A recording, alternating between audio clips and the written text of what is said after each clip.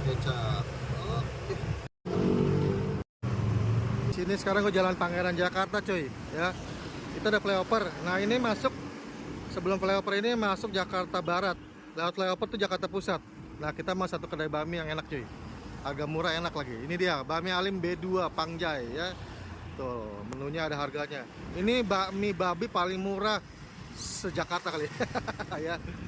Ini tempatnya nih. Lumayan tempatnya, pinggir jalan cuy. Sekarang ada menu baru cuy, nasi goreng, bami goreng, nasi goreng bakso, ikan asin, pete jumbo. Nah ini Ko Alimnya nih. Halo Ko, apa kabar? Udah lama nggak ketemu. Ya. Ini masih sama jam bukanya?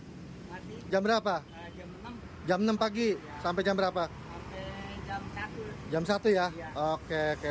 Ini Bami Alim B2 Pangjai, non halal cuy. Ada kasiu, ada cuica, ada babi cincang cuy. Ya. Ini paling murah cuy, seporsi 20.000, isinya babi semua.